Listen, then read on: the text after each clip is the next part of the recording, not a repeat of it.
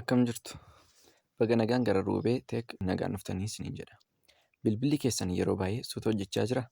Aappii banuuf yeroo dheeraa isin fudhataa? Yookaan yeroo viidiyoo ilaaltan yookiin geemii taphattan bilbilli keessan hangam dadhabaa jira? Yoo rakkoon kun si mudate viidiyoo har'aa keessatti ibsaan jira waan ta'eef hanga dhumaatti ilaali. Sababni isaas har'a Androidii kee saffisa isaa fooyyessuuf gorsa torba salphaa barbaachisaa siif qooda. Gorsi kun bilbila haaraa qofaaf miti. Bilbila yeroo dheeraa fayyadamaa jirtuufis ni hojjeta. Mee amma gorsa kana isa jalqabaatti haa ceenu. Tokkoffaa, aappii hin fayyadamne haqi.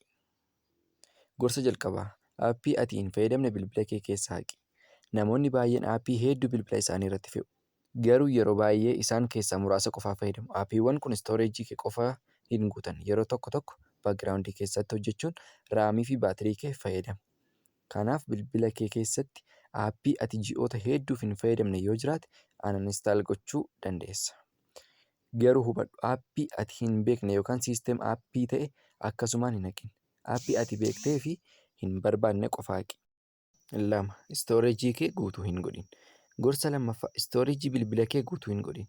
Bilbilli kee istooreejii isaa guutummaan guutuutti yoo guutame bilbila kee irratti dhiibbaa qabaachuu ni danda'a. Suuraawwan, viidiyoo fi faayilota ati hin barbaadne yeroo dhiyootti qulqulleessi.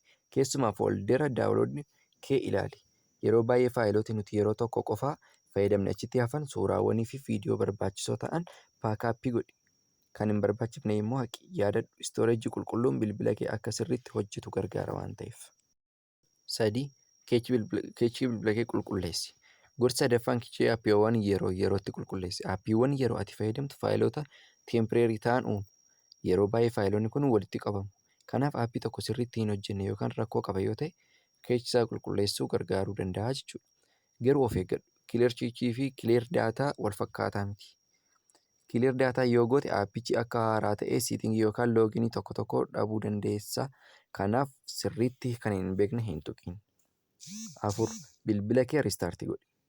Gorsa 4ffaa, bilbila kee yerootti riistaartii godhi. Namoonni baay'een bilbila isaanii guyyoota hedduu yookaan torbanoota hedduuf riistaartii hin godhan. Riistaartii gochuun baakgiraawundii piroosesii tokko tokko cufa. Siisteema miimoorii qindeessa. Akkasumas rakkoo xixiqqoo tokko tokko furuu danda'a. Kanaaf bilbila kee yeroo dheeraa itti fayyadamaa jiraatte riistaartii gochuun yaali salphaa garuu faayidaa qabudha jechuudha. Yaali salphaadha garuu faayidaa qaba. Kanaaf bilbila kee riistaartii godhi. 5. Sooftiweerii abdeetii godhi. Gorsa 5ffaa, sooftiweer abdeetii bilbila kee yerootti ilaali. Abdeetii tokko tokko seekiyuriitii fooyyessuuf dhufa. Kaan immoo bag sirreessuuf yookaan performaansii fooyyessuudhaaf dhufa. Kanaaf siitingii keessa seenii sooftiweer abdeetii ilaali. Garuu abdeetii gochuu dura baatirii gahaa qabaachuu fi intarneetii sirrii qabaachuu kee mirkaneessi. Aappiiwwan pilee istoorii irraa yerootti abdeetii. 6. Animeeshinii xiqqeessi. Gorsa 6ffaa, animeeshinii effektii dandeessi. Bilbilli kee yeroo aappii bane yookaan miinuu keessa yeroo socho'u animeeshinii fayyadama. Animeeshiniin kun bareedina intarfeesii dabala. Garuu bilbila xiqqaa qabu irratti yeroo tokko tokko suuta fakkaachuu danda'a. Diivelooppar oopshinii keessaa animeeshinii iskeelii tokko tokko xiqqeessuun bilbilli kee saffisa fakkaachuu danda'a. Garuu siitingii kana yoo hin beekne sirriitti qoradhu. Waan ati hin beekne raandom ta'ee hin jijjiirin. 7. Baatirii fe'iti. Gorsa 7ffaa.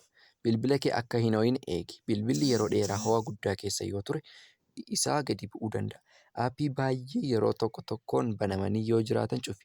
Akkasumas yeroo bilbilli kee socho'aa jiru hojii ulfaataa akka geemii cimaa yookaan viidiyoo pirooseesingii dheeraa irraa boqochiisi. Baatirii kee eeguuf chaarjerii sirrii fi gaarii fayyadamuunis barbaachisaadha. Kanaaf har'a gorsa 7 waliin ilaali. 1. Aappii hin fayyadamne haqi. 2. Istooreejii kee guutuu hin godhin. 3. Keechii bilbila kee yerootti qulqulleessi. 4. Bilbila kee riistaartii godhi. 5. Sooftiweerii fi abdeetii godhi. 6. Animeeshinii xiqqeessi. 7. Bilbila kee ho'a guddaa irraa eegi kan jedhudha jechuudha. Gorsi kun si fayyada. Viidiyoo kana laayikii godhi. Gorsa teekinooloojii, Android tiipsii, AI fi teekinooloojii niwusii dabalataaf Ruubee Teek sabiskiraabii fi foloo godhi. Ani Ruubeen yookiis Ruubee Teek irraa. Viidiyoo itti aanu keessatti wal argina. Hanga sanitti viidiyoo kana laayik sheer gochuudhaan nu waliin tura.